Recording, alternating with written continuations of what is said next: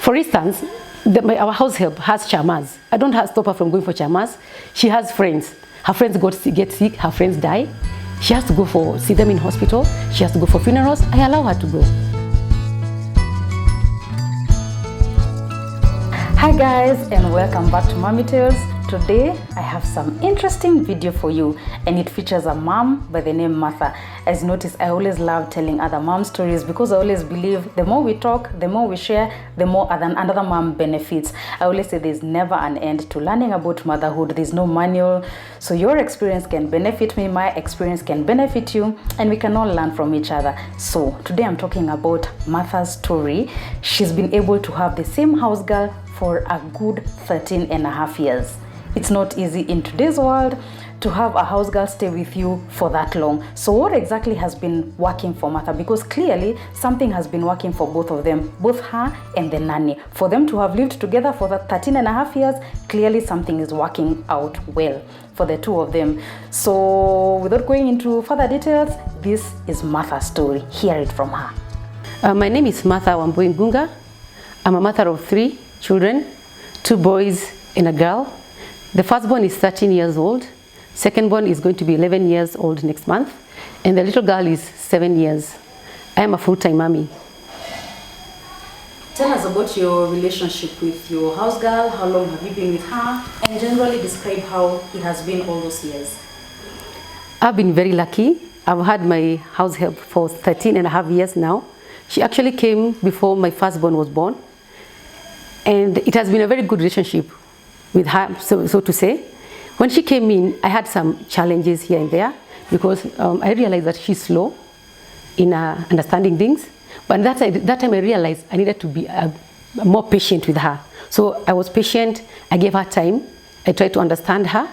And I realized actually she's a very good person. It's not that she's slow. So patience was key for me to understand her and be with her for this long that I've been. Even today, when we are dealing with her, especially my children don't understand a lot of Kiswahili or Kikuyu, so I've taught them how to relate with her and how to be patient with her.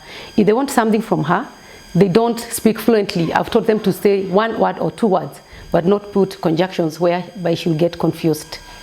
So the other thing I've realized with her, even when whatever she does, she is very slow with her work.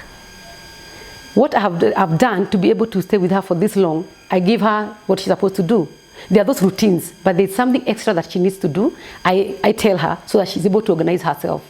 You know, let me say she's very slow because I take my children all the way to Lavington from Parklands. I leave her washing dishes, and I still find her washing dishes. It doesn't annoy me because I know she has organized herself very well and she'll be able to do what she's supposed to do that particular day. Something that has really worked for us is that I don't leave her with all the housework, to do all the housework. I do help, for instance, in making breakfast. I wake up in the morning. When she wakes up, I wake up like 15 or 20 minutes after her. She makes part of the breakfast and I make the rest of the breakfast. And we sit down with the children and make sure that they're having their breakfast. Some of them are very fussy and they will not take their breakfast unless you're standing there. Well, that time Mary is doing something else. The other thing is that she does laundry for the children and herself. I do laundry for my husband and I. And of course, she does the ironing bit. I don't like her to iron clothes so much. And she does a very good job. I trust her with that. The other thing is that when the children come from school, or when they come back to the house and they leave their shoes outside there, Mary is not supposed to pick up the shoes. The children know that they should get the shoes and take them to where we put dirty shoes. Being a full-time mommy actually costs a lot. I do most of the cooking. 90% of the cooking is done by me. I love to cook, and I believe by doing that, I'm also helping Mary. So she does the preparation. I tell her what we are going to eat, to have for dinner or breakfast, and she does the preparation, and I could do the cooking. 90% is my work. I don't leave everything for her. The other thing is that in our house, we have a policy that people have to sit, everybody has to sit on the dining table when you're having meals, be it breakfast, lunch, or dinner. So after the children, when they've had their meal, they should take the plate to the kitchen, scrape it, and put it in the sink. It's not Mary's responsibility to go after them and do that. And I believe that helps a lot because the house girl does not feel like these children are just spoiled and they can't do anything for themselves.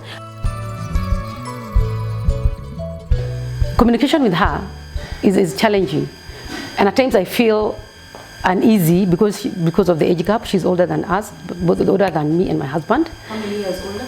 I think she's like 5 years older than us. Yeah, 5 years older than us. So at times when she's done something wrong, correcting her, at times I feel uneasy. But then I remember, I'm the boss here, and she has to do the right things. So communication that way is like, I try not to get angry at her. I respect her, and she respects me. We respect each other. In fact, when I correct her, she does not feel offended. I can tell from the look of her face, she doesn't feel offended. So actually tells me that, I'm sorry, I'm not going to do that again. It's something that she's done. Even also when it comes to the children, I have taught them not to quarrel her. You know, when I realized, when she came to start working with us, there were no children. But now she's come, she's been with us for 13 years, she's had these children. It's like she's more like part of the family. So when they are unhappy with her, of course they do get unhappy, some things get misplaced, and they always blame her. They say it's auntie who took them somewhere. I have taught them not to talk to her directly. It's my responsibility. They tell me whatever is happening, and I talk to Mary. She's called Mary. I talk to Mary, and actually we look for whatever it is we are looking for together. The children actually love her so much. So when they wake up in the morning, she goes on her break every Sunday. She leaves every day in the morning. If she, for instance, she has other issues that she has to attend to, and she has to leave maybe on a Friday evening or Sunday, and Saturday, and the children wake up and they don't find her, the first question they ask me is, where is Mary? Is she coming back? So at times I joke with her and I tell them, no, she's gone forever. And they're like, what? Is she unhappy with us? What did we do? Can we talk to her? So I know she's had she's a good person, because of the children question when she's not there. One, when we have like holidays and we are here, I always allow her to go away and be with her people. She appreciates a lot. When I travel and I go to the market and I find something nice that can fit her as a dress, I do buy for her. I also buy bras for her. And I know some families, they have these separations. The house girl is made to buy her own stuff, like toiletries. I don't do that. I buy whatever we use in the house, we use with what she uses. She does not buy her own toothpaste. She doesn't buy her own soap. When it actually comes to eating dinner, we have a rule in this family that everybody has to be on the dining table. If it is breakfast or it is dinner, everybody has to be there. And she's part of the family. She sits with us. And whatever we are eating is what she eats. I do not waste food. If it's leftover food, I want that food, and everybody will take part of that meal. Everybody. So it's not like I tell her, you eat the old food. No, everybody eats that food. And like Christmas time, I buy her gifts. Not really gifts, but I give her shopping to take to the mom. And the mom really appreciates. In fact, Mary has been with us for so long that all my friends and family members know her. When I go to the village, my mother-in-law will give me like beans or maize to bring, or avocados to bring to her. And she specifically says, this is for Mary, take to Mary. And she does the same thing. Like now we have a whole sack of potatoes that she went and harvested on her farm. And she told me that is for my mother-in-law. So I'm planning to take the stuff to her during the weekend.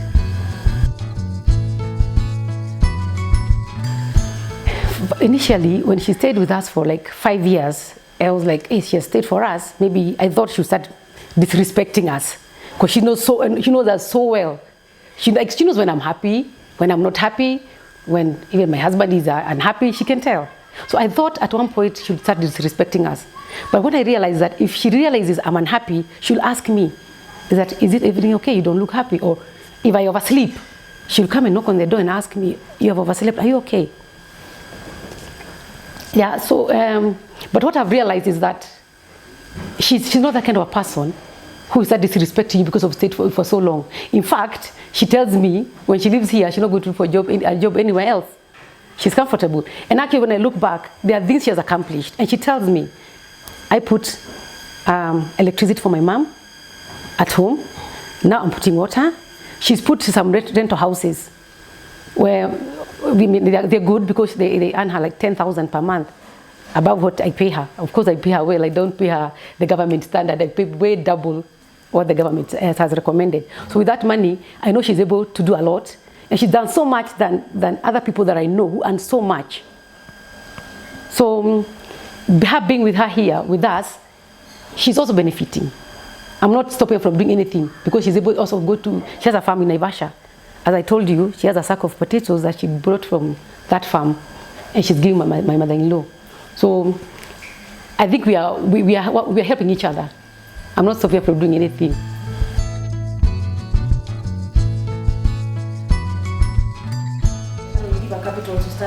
But what makes you think everybody is business-minded, that you do that business?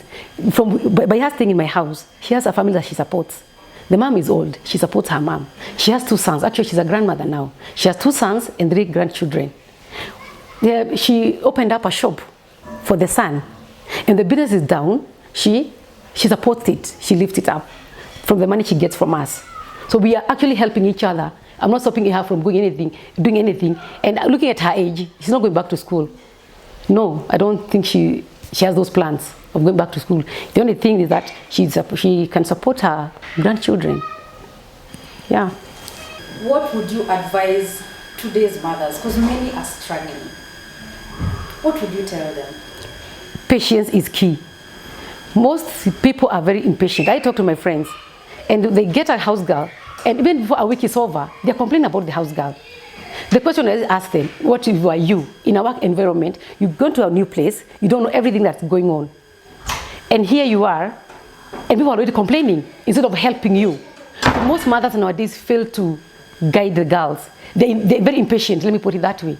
They want somebody to come and everything just flowing. It can't work like that. You know, you have to understand each other first.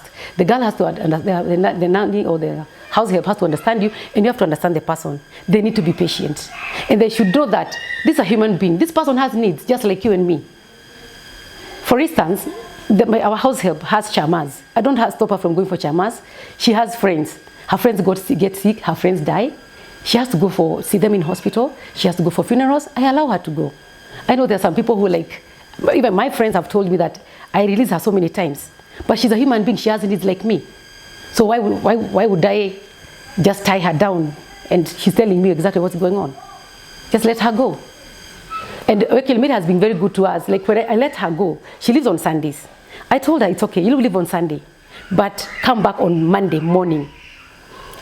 I usually leave at 7 o'clock to take the children to school. So I told her, as long as you're there before 7, I'm good. And there's no time Mary has come after 7. She's here at 6:30. And I've given her free for the time she should be here. Yeah, so that is Martha's story, her own personal story. I say everybody has their own story. Every mom has her own story. And I don't know what your story is, but that is Martha's story. That's what's been able to work out for her for a good 13 and a half years. I don't know that there's some things that you can pick from her that you can probably apply in your own situation that can be of benefit to you. Again, remember, what works for me may work for you, it may not work for you. What may work for you might not work for me. But then I always say it's good just to have that information, to have that knowledge about what's working for the next mom. It can probably work out for you. So I hope you've benefited from this video. If you'd like to, maybe add a comment, maybe add a few insights, maybe just, share your own experience, you can feel free to do so in the comment section down below. Thank you for watching, and I'll see you in the next video.